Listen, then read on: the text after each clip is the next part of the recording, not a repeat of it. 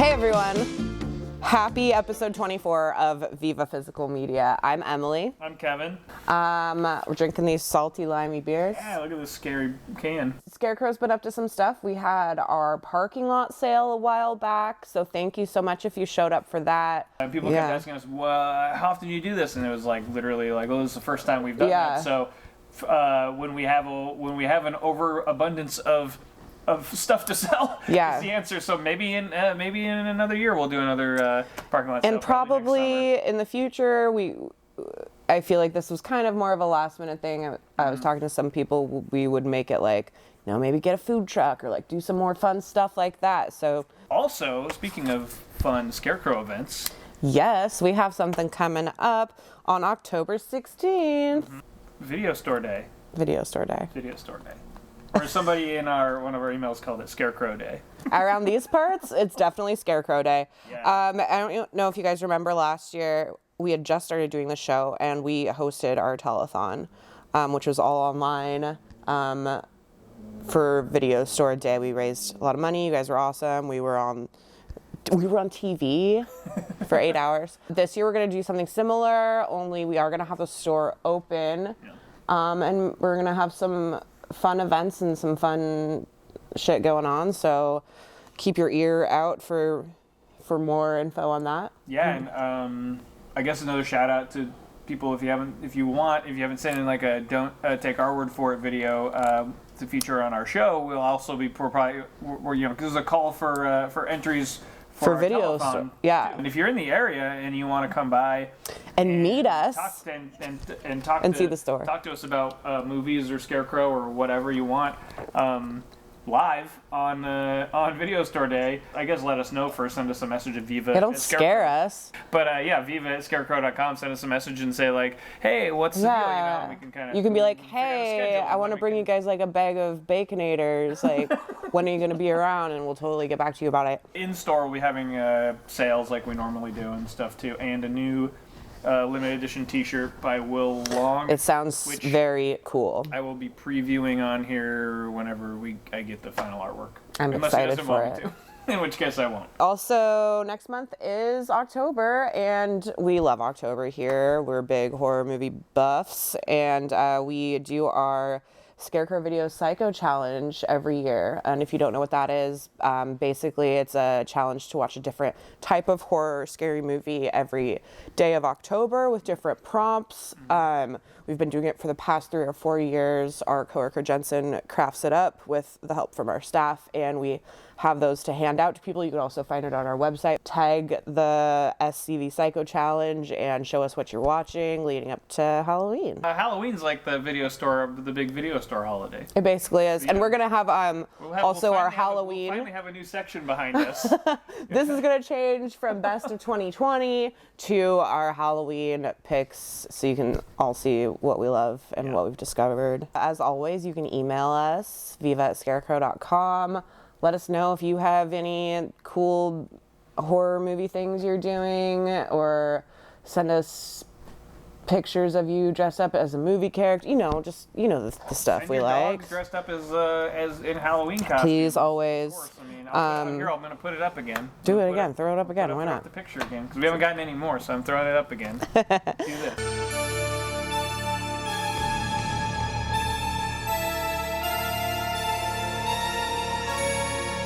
Do that. I am also gonna do the Letterboxd Hooptober challenge that I'm really excited about, and I'm thinking people who watch might know about it too. So that'll be on my Letterboxd if you want to see that. It's a really exciting month. Just like cramming as much scary, weird shit in as possible. I will be showing as many horror movies to my girlfriend as she will allow me to. Yes. If you have any recommendations, that's good. Send Kevin. I'm going to be showing my little sister. She's 15. I'm going to be showing her some horror movies because she's just getting into it, and she usually saves until October to watch scary movies. So we hit up some of the franchises. Nice. So I think we're going to be watching like the 4th Halloween movie this year or something. And I do want to show her Final Destination 2. Viva@scarecrow.com if you want to email us. Also, you can mail us stuff. Yeah. Just send us real mail to... We love to see it. to us, Scarecrow Video, 5030 Roosevelt Way, Northeast. Seattle, Washington. Wait, 98105. We did get some mail. We did get some mail. Some real mail. Yeah. Oh, you do this. Thanks. This doesn't constitute as a mailbag. No, we're not doing mailbag. But it could be a mini mailbag. Little mini mailbag. Mini mailbag. Okay, cute card. Already winning. It says, hi, Emily and Kevin. I decided to do a handwritten card this time so that I could use one of these fun cards for my school printouts. I enjoy the dog segment and watched Airbud and Bingo. Excellent choices. Excellent choices. So yeah, and then he goes on to say he watched White Fang 2 that he wrote about earlier, and he wants to thank us for a great show. Yeah, and this is Kip. Kip, who also you'll see later in the episode with a recommendation in our don't take our word for it segment. So stay tuned for that. This one. Look at it. What a guy. Yeah, email, snail mail. We'll read it on air unless you tell us not to. This is not technically mail for us, but it's kind of mail for you. It's a little bit mail for me, but we got a video sent to us. You guys can send me personal mail too. This just has a PS about this. Or not like personal mail, but cut all of that. Rich threw me off. We got this. We got a video tape sent to us.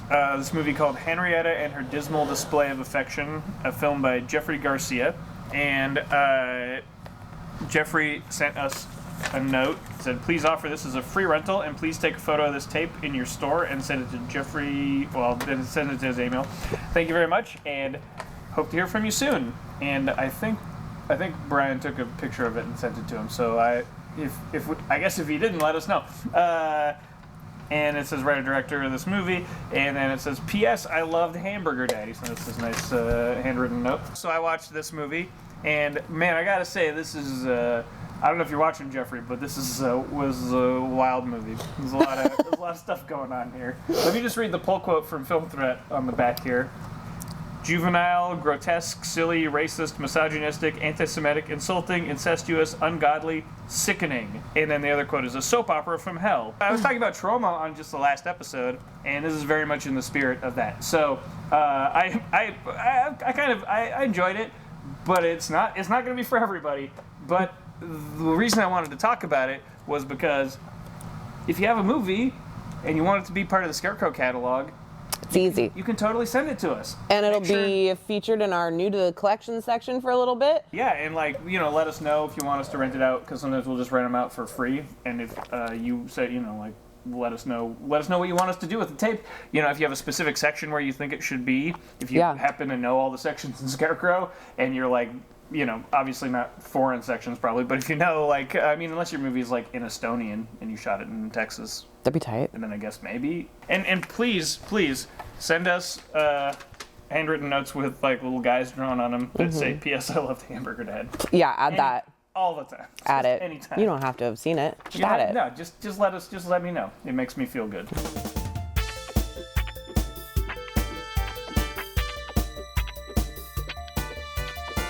Kevin, I think it's time to talk about some movies you've been watching lately. Let's do it. My first movie today is a documentary about a movie, actually, and it's called Persistence of Vision.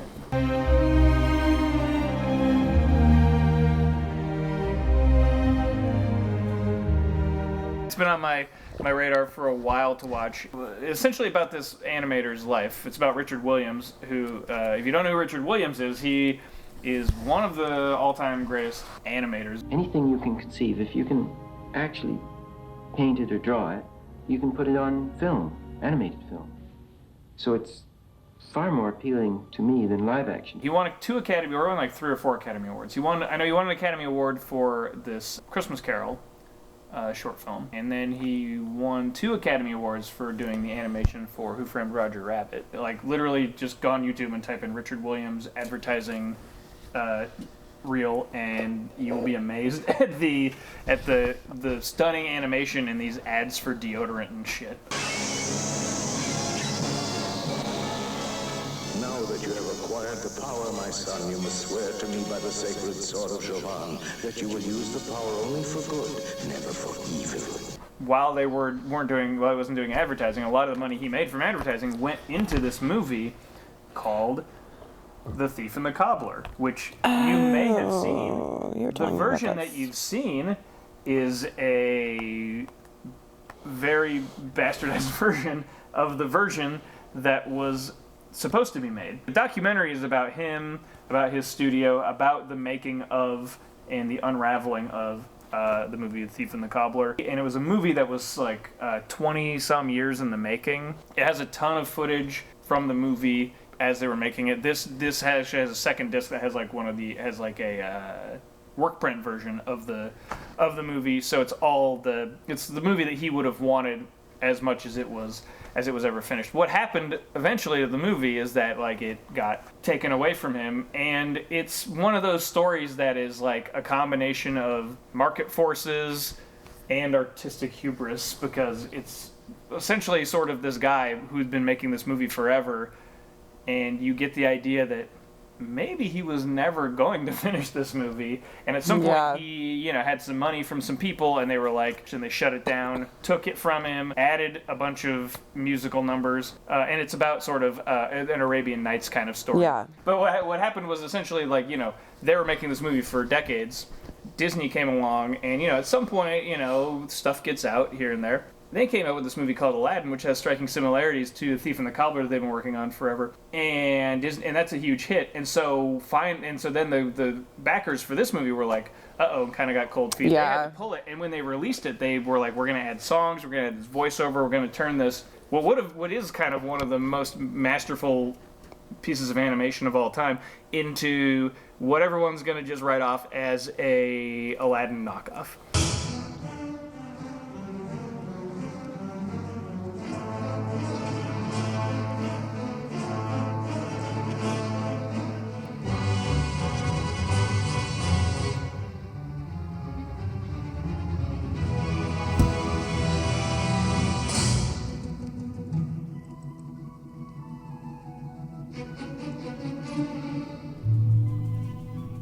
He was doing things that you had never seen. That's so terrible for your life's work, kind of. Like your personal magnum opus, like all this time spent. But he literally wrote the book on animation. I'll put a picture of it up, but he wrote like the animator's survival guide. It's a fascinating portrait of just like I said, it's like, market versus artistic vision. And what's the when something doesn't find that middle ground, the way he compared this movie was like he wants this to be like a blockbuster, Star Wars or Lawrence of Arabia or something. And you watch these sequences are fucking amazing, but also the animators working on it would say they'd watch a sequence and then he'd be like, "This is so good, I want to add more to it. We're gonna." So it was just a never-ending thing. So obviously, I come down on the side of the artist, and I feel like I wish that he had kept making this movie and never finished it until he died.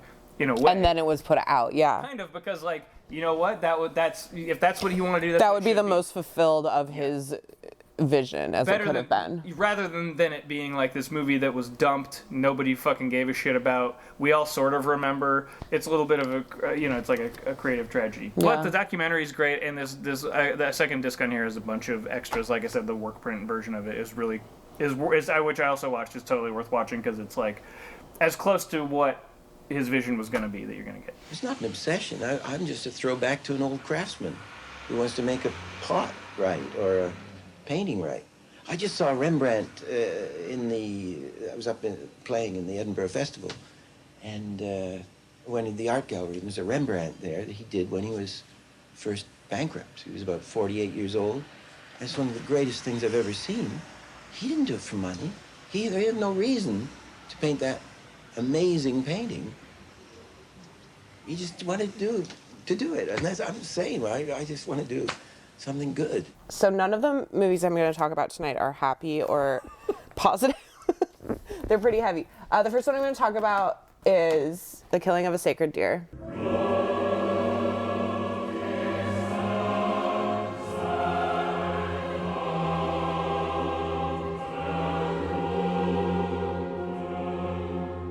But this is funny. It's fucked up. It's fucked up, but it's funny. Okay, guys. It's fucked up, but it's funny. Okay, well, I'm on this show with a bunch of psychopaths, you guys. Yorgos Lanthimos, I guess it's funny in like I'm really uncomfortable, haha, get me out of here way. But this is called The Killing of a Sacred Deer. It came out in 2017. Like I said, directed by Yorgos Lanthimos, who did Dogtooth, The Lobster, Alps, The Favorite, I think was his most recent one. I wrote down he's Greek weirdo extraordinaire. His movies are very like interpersonal and relationship focused, but then also just like very bizarre and unsettling. This movie's no different. Colin Farrell stars as a surgeon who is also an alcoholic. He befriends this weird guy, this weird teenage boy played by Barry Keoghan. I think that's how you say his last name, I think so. He's in also like Dunkirk and something else.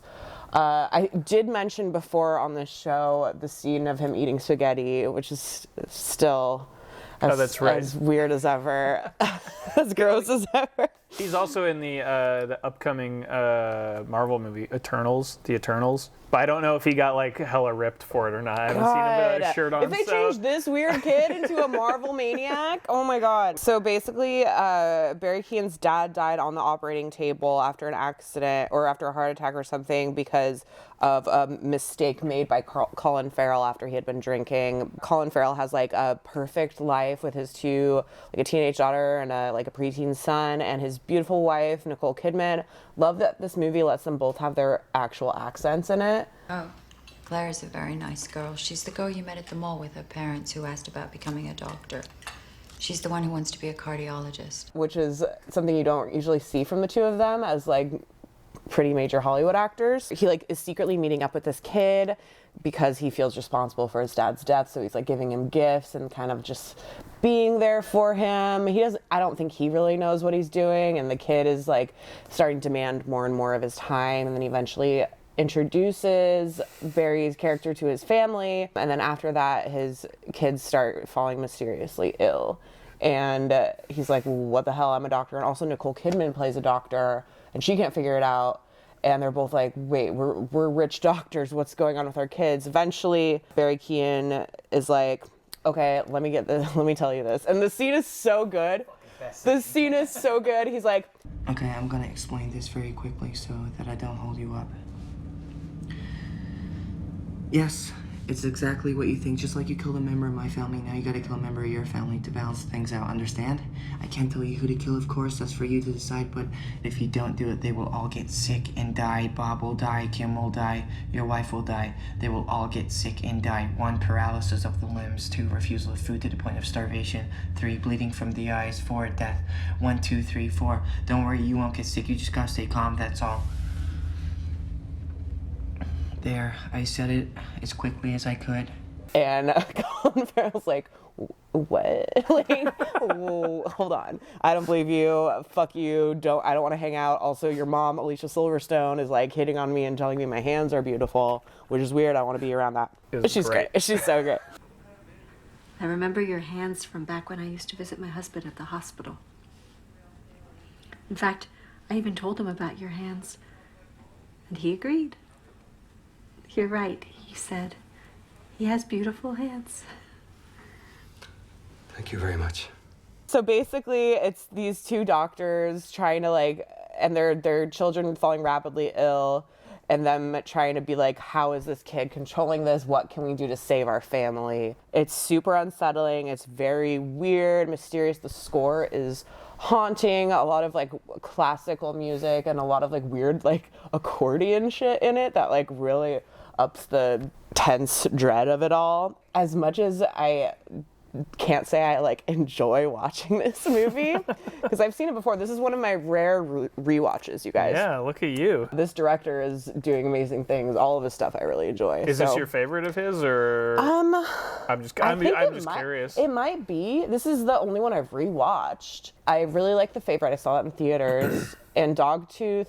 I think I've seen Dogtooth twice. Dogtooth was the first one I had seen. I didn't love Alps. The Lobster was fine. So yeah, I think this is my favorite one. He's one of those weird directors who's worked his way, because Dogtooth is such a strange movie, and Alps too. I mean, his original movies are so, those Greek movies are so weird scale, that but like he somehow was able to get into like, and he got a bunch of Oscar nominations for The Favorite. The Favorite, yeah. Which is so cool because like The Favorite is also like pretty much just as weird as his other movies. It just is like a movie that like was able to get like mainstream recognitions. I'm really happy that a guy like him is able to like he starts getting like bigger names in his work too. Well, actors want to work with him. But but people that actually work, like the performances by Colin Farrell and Nicole Kidman are amazing, and Barry Keoghan is like so fucking good in this. Well, like, Colin Farrell's been in 2 of his movies. He's an Lobster. Yeah. And I mean, and also Rachel Weisz. So yeah, check this one out, The Killing of a Sacred Deer, and check out the rest of this guy's work. You will feel strange, but probably feel good for watching it in some way. Yeah, maybe don't watch them all in a row. Or do and just see what happens. Oh, geez. Yikes. You'll forget what words mean. Yeah, what? You'll start talking very precisely and weird, and then that will be it. You will talk like that. You eat spaghetti and fries in a disgusting way. Oh, God. Anyways. It's like the dog father when he eats spaghetti. No! Please put clips side by side of the dog father eating spaghetti and then Barry Keoghan eating spaghetti in that scene. Okay, I will.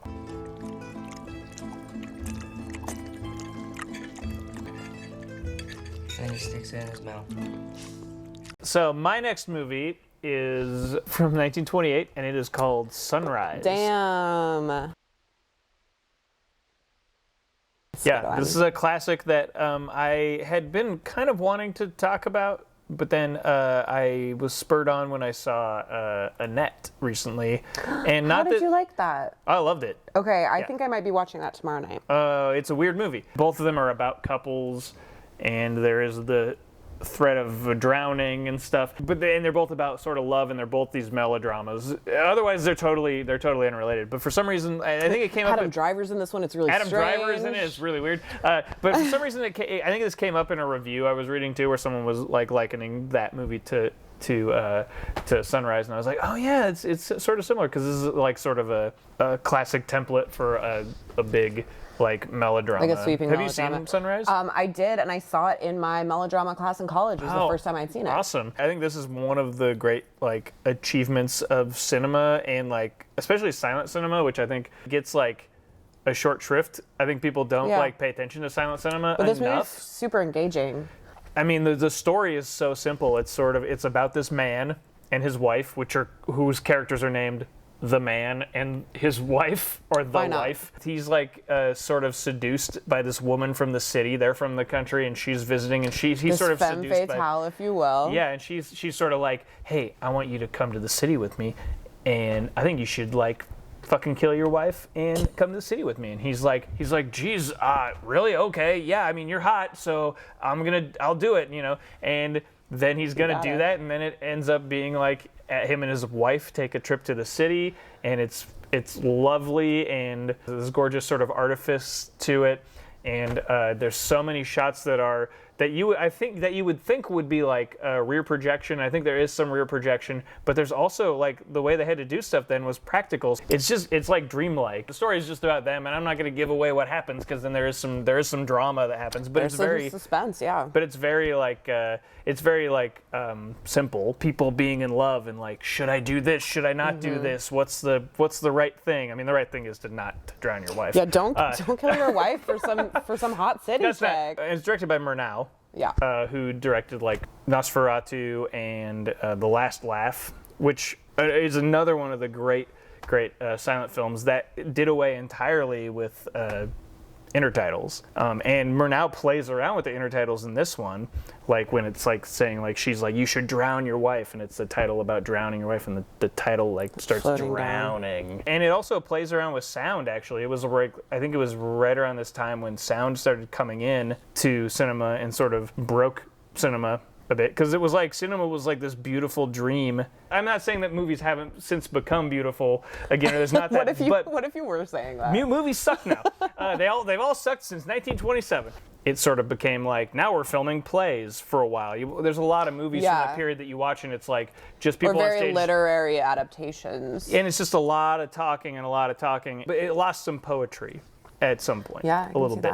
Also a good, like a great as we said earlier, a great precursor to like the 40s melodramas and noirs as well. Like you can definitely see where some of those films take inspiration from this. Yeah. Also, it got some Oscars, it looks like. It did. It was the first Academy Awards, and 2 movies took Best Picture home.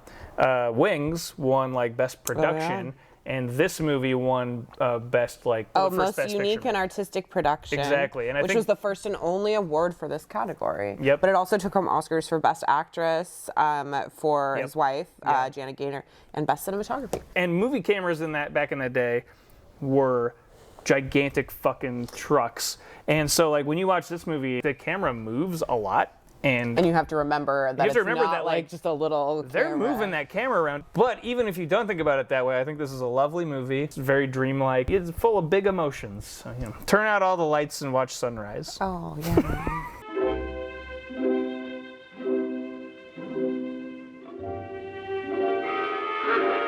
Okay.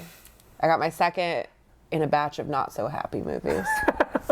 But good movies nonetheless. This one does not have any moments that I think are funny. No, there's no one eating spaghetti in this one. No. This is Star 80. Directed by Bob Fosse. So I've actually only ever seen Cabaret by Bob Fosse. Ooh, you gotta watch All That Jazz. I know, I do. And I've been meaning to for so long, and I just decided to watch Star 80 instead. This movie is great, too. This movie is great. It is about a real life murder that I was not aware of. This movie was struck in 1983, Bob Fosse. It was his last movie before his death in 87. It was adapted from a Pulitzer Prize winning article called Death of a Playmate. And it's about Dorothy Stratton, who was Playmate of the Year in 1980. Mariel Hemingway plays her, and it kind of goes through her life. So she was a small town girl in BC, Canada. And she was 17 when she met creep extraordinaire, what's his name? Paul Snider, played by Eric Roberts here, doing an ultimate creepy job at just being like a loser piece of shit. So this guy meets her and he's like, hey, I'm an older guy, like I'm a photographer and I can get you in Playboy totally. And he didn't really think he could, but he took pictures of her. She was just like this beautiful young girl. He forged her mom's signature on the consent forms because she was actually only 17 when they started their relationship. Basically, she was so beautiful and so great behind the camera that she actually did end up getting a position as a playmate at the mansion, and she got moved down there. I think there are very big things ahead for you. I don't know about that, but I'll certainly try for you. I know you will. Kind of left this Paul Snider guy in the dust. He's the kind of guy who like does a bunch of schemes for money and like is just a real piece of shit and trying to bank on like having beautiful girls be his ticket to fame and success. Dorothy Stratton was sending him money, but was kind of like, oh shit, I can actually do this on my own. Like, I'm becoming an actress. Like, I have got all this positive attention. I'm so young. I don't need this loser-ish guy around. But she was still very sweet about it, you know. And she's like, I feel like I'm responsible, blah, blah, blah, while he was becoming more and more unhinged. She started to be an actress eventually. In this movie, she meets a director named Emalie or something. It's supposed to be Peter Bogdanovich, who she meets. And she stars in his movie, I don't remember the name. They All Laugh. Yeah, okay. Yeah. Is that what they call it in the movie? No, they call it something else, but it's supposed to be. It's really good. Yeah, I need to watch it. Didn't get, I know you're a big Bogdanovich. It didn't get finished. I'm a Bogdanovich. He's a Bogdanovich boy. I'm a Bog boy. She meets this director who is like, I see your actual talent. I'm not trying to use you. He gave her like a real role where she didn't have to take her clothes off and all this stuff. Even though that was fine too, she seemed very in control of it as much as she could be, being young and in that industry in like the 70s. Her estranged husband, who still lived in Canada, was like more and more obsessed. I can't believe like I'm broke and she's rich, blah blah blah blah. And eventually it ends with them meeting up and him killing her and then killing himself. And so this movie is about that. It opens with that, right? This movie does open with that, and then him like kind of talking about how it came to be. Mariel Hemingway is amazing in this. She's like just has such like an earnestness about her. really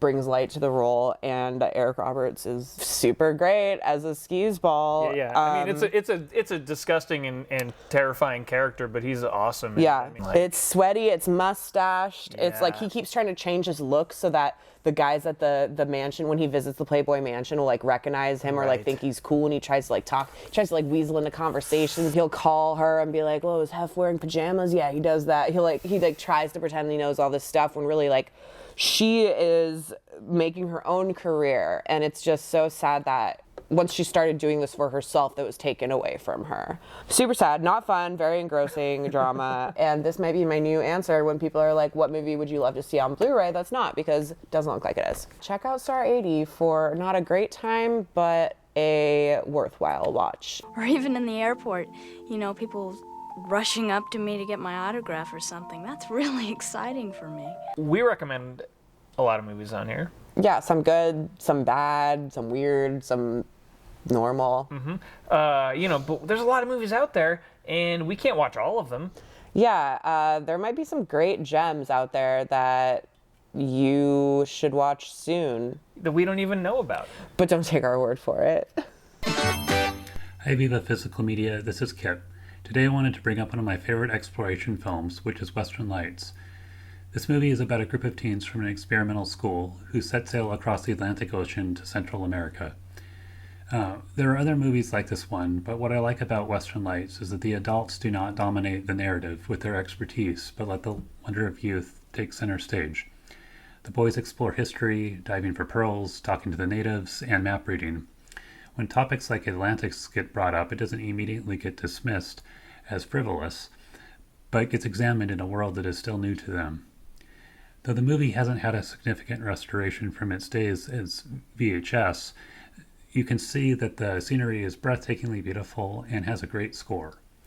A cleaned-up, high-definition version of this film would be phenomenal. I picked Western Lights as one of my favorite films from the 1990s. Hi, my name's Matt, and I'm going to tell you about this movie, Positive ID. You might have seen a movie last year called Promising Young Woman. This movie does everything that movie did, but way, way better, and it's 35 years old. It has all of the juicy revenge and catharsis that you crave, but it's also a lot more sensitive about trauma and stigmatization of assault, and I think it's one of the best, most sort of unseen movies in the genre. You should definitely check it out.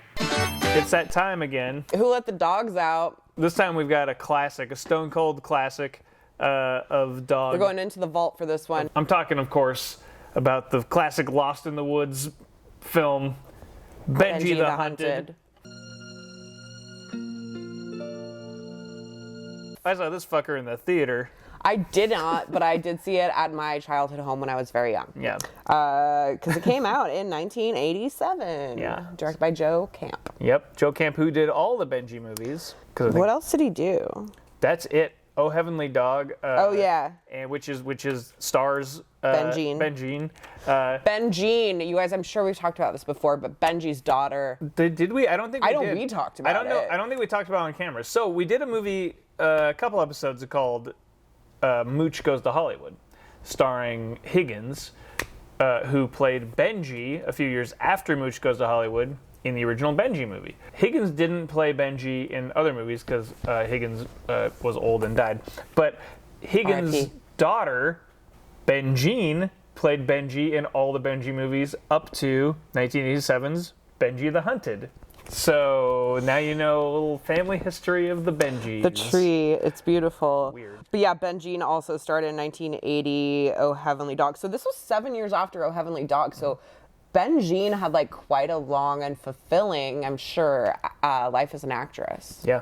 All I remembered about it was that the one scene where Benji ignores that his like dad.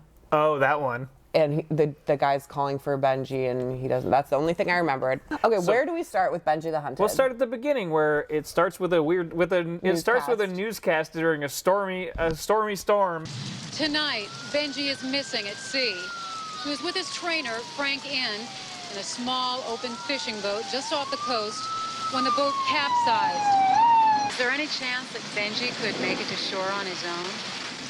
It was so rough. All of a sudden, it was so rough. He's a good swimmer, but was so rough. It's really sad. The rain's pouring down. They're focusing on this poor dog lost at sea, and then it cuts to this tiny little pup coming out of onto the shore.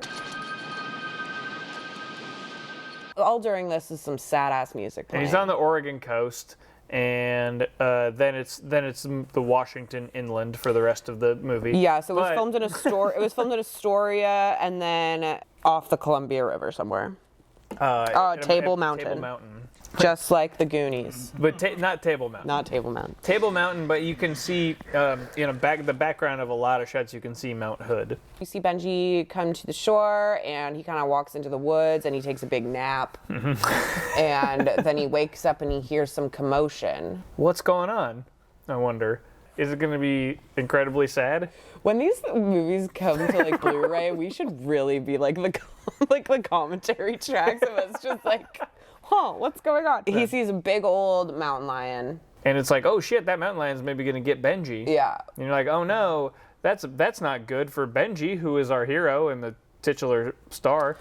But a hunter shoots the mountain lion. Yeah, and which is more sad. When it does, it like moves to Benji for a reaction shot, and Benji literally is like the emoji with the open mouth, like. Benji is hella acting in this movie. There is. Oh yeah. Benji, this is like a cream of the crop. So mountain lion's killed by this hunter, and I thought. Oh, and the hunter sees him. The hunter sees Benji, and is like, "Get out of here!" And I was kind of like, "Is that how would you react to a dog?" Like that's literally like a domestic like. It's a regular ass dog. Regular dog. I guess if he's like, I need to really focus on my mountain lion. Well, maybe he thinks that it's somebody else's who's hunting's dog, and someone's nearby, sort of. Maybe. It's so dumb. Benji's not a hunting dog. My response would have been like, it's fucking Benji. Shit, it's a dog. Or, yeah, it's Benji. Oh, it's fucking Benji. I heard on the radio that fucking Benji was lost at sea. Man, there's probably a reward for this. I'll keep this dog. I won't yell at him. So he yells at him, and then he runs away, and Benji finds a bunch of adorable little mountain lion cubs. In fact. 4. One is the cutest. You'll know which one.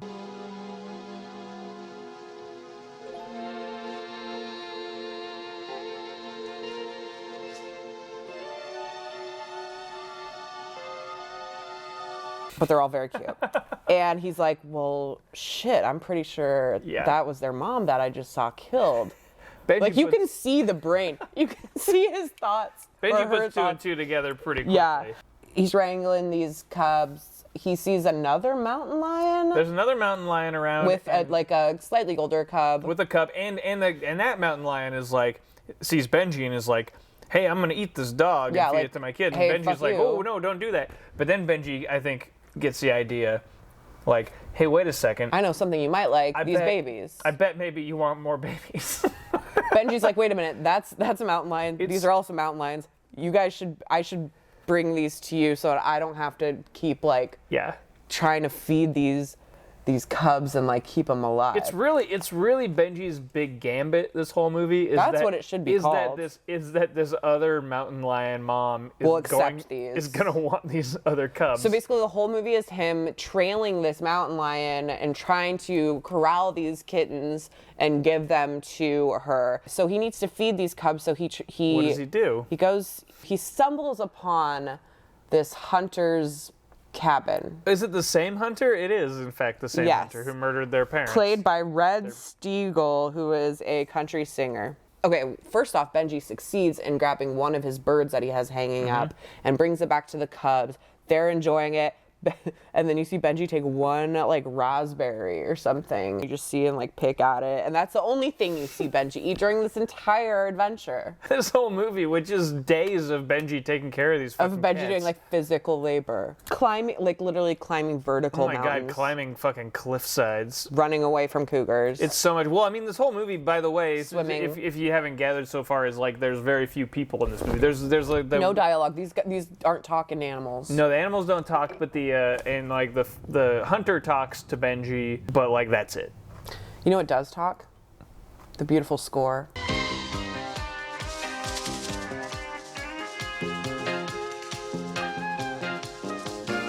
It really like hit me. Speaking of the score, I don't know if you're gonna cut this in, but my cat had a really fun time watching this movie with me.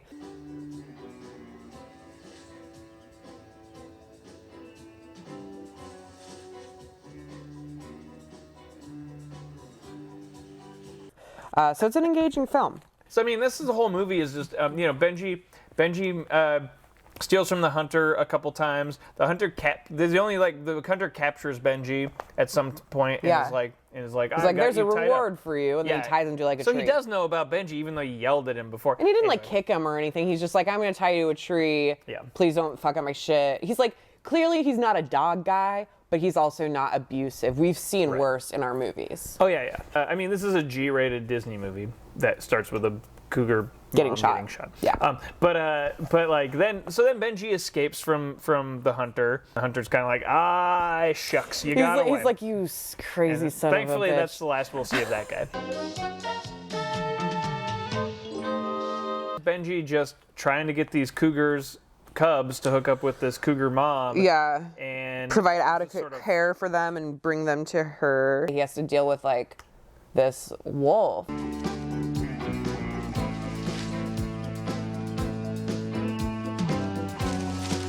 The wolf isn't even the animal that gets one of the because there's this part that made me yell, "Oh fuck!" at the TV. They're walking through this meadow and there's an eagle, and the eagle fucking gets one of the cubs. It gets Don't worry, it's not the cutest one. No, it wasn't the cute. It wasn't, but it was still. It got one of them. Yeah, I thought it was gonna drop him. No, he just took off with him. That's it. And then we don't see what happens to that cub. But that cub got eaten. Benji's visibly stressed out at this point. Yeah.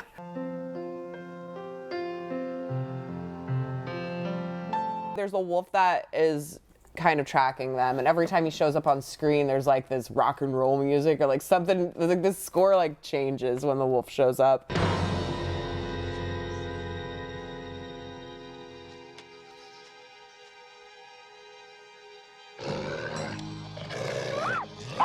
There's a whole scene where they walk across the stream that made me really nervous. Eventually, he's taking these cubs up this cliff, and there's so many shots of Benji's little feet. Oh my god.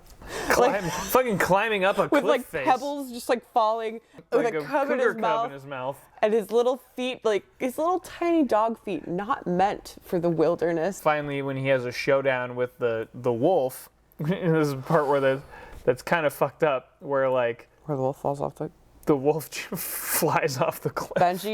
Benji like lures the wolf, and the wolf like runs at Benji, and Benji like moves the last second. The wolf falls off the cliff, and one of the funniest looking fall to the death.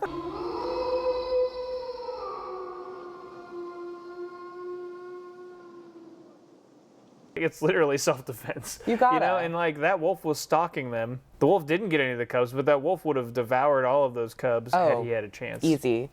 I saw an interview with somebody, or somebody was talking about on a podcast or something about how Ripley in Alien is a hero, right?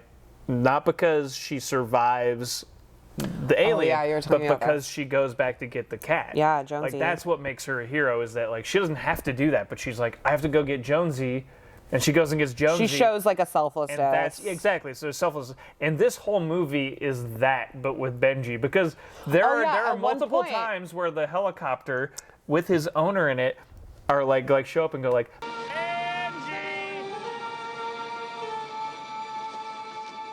Benji's like, I gotta get these cubs safe. He has a responsibility. He is the world's goodest boy in this movie, for sure. He eventually brings all these cubs up this cliffside, one by one, and it's excruciating.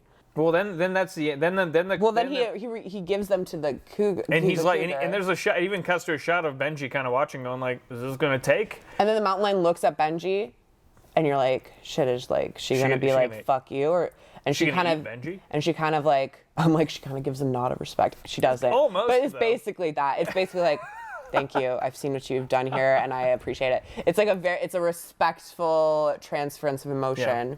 You know what that was? And she adopts the cats. You know what it was? It was respect. It was respect. It was respect.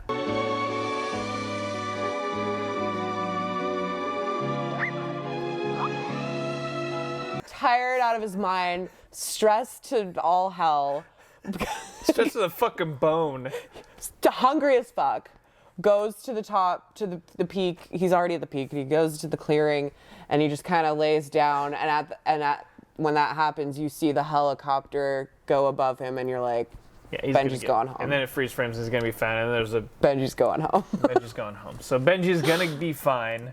Whew. But what a stressful journey it was. It was a lot. It was a lot for me and for Benji, for the Cubs, for everyone involved. It's an emotional roller coaster, really. But it's also like weirdly, it's soothing as well. I think a lot of it is the music and the lack of dialogue kind of lulled me. Yeah, it reminds me of another movie from like 1988 or 89. I can't remember that I also love. Milo and Otis? No, The Bear. I've seen that too. That's a movie that's mostly these two bears hanging out in the woods. And I love that. Doesn't that one get a little sad? It's a little sad. Do one of the bears die? The mom bear dies at the beginning. Yeah, that's what I'm thinking. Yeah. No, yeah. The fact that it's this small dog, like doing this survival journey through the wilderness of the Pacific Northwest. It's like fucking Die Hard, but with a dog. It is, including the wolf falling to his death, much like fucking weird. What's his name? Yeah.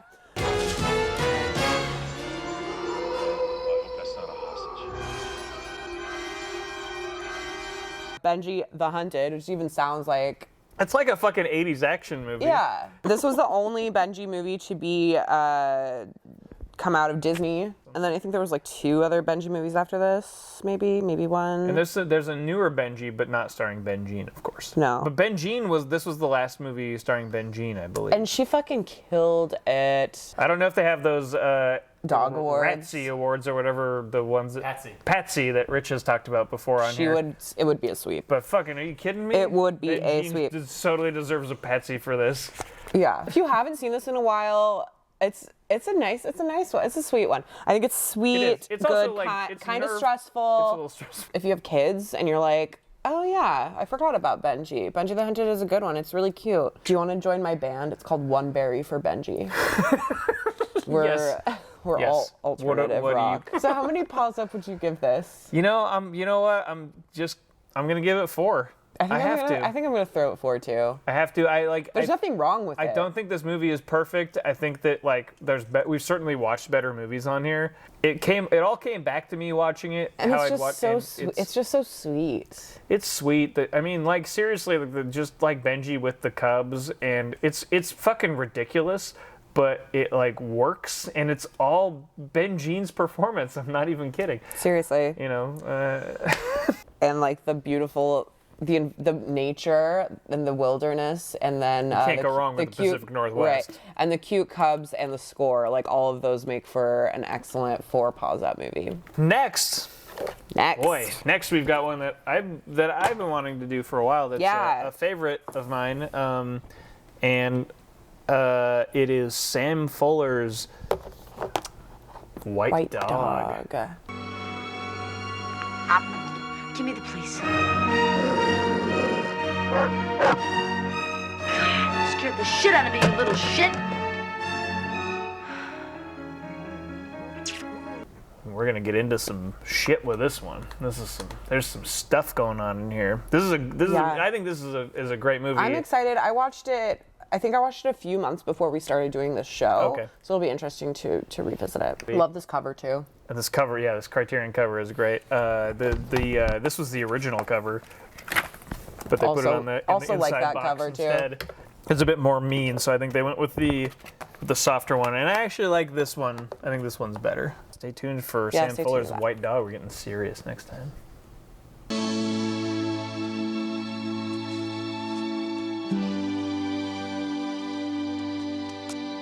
What was this, episode 24? That's it. 24 in the bag, baby. Let's see. Yeah, they're all gone. Thank you so much for watching. If you like us, show us by clicking the like button, subscribing, and commenting your thoughts, sharing with friends. Follow Scarecrow on all our social media shits. All of our social media stuff's down below. all the stuff we've watched is on the Letterboxd list down there. Check in on Our House of the Fart House. There hasn't been a new one in a while. But there could be at any moment. Also check out Scarecrow Radio, our Scarecrow video podcast. Check out Soundtrack Cinema from Mark Steiner. Viva@scarecrow.com. Yes, email us anything and everything. We love to hear from you guys. Stay tuned for Video Store Day coming up. October 16th. We'll probably be talking about that again before our first year. Our 1 year anniversary is like October 2nd. If you want to send us any like diamonds or cakes. Yeah, what's the 1 year anniversary? Is diamonds, right? I think it's diamonds and cakes and just champagne. Stacks of money. Yes. But also like Baconators, also, stacks of them. I don't know that we'll have a new episode out exactly on that day, but our next one will be our 1 year. Yeah, we episode, won't forget it. Don't worry. Yeah, watch good movies. Tell us what you watch, all that good stuff, and Viva Physical Media. Bye. Bye. So many yesterdays haunting my soul today. Now time is standing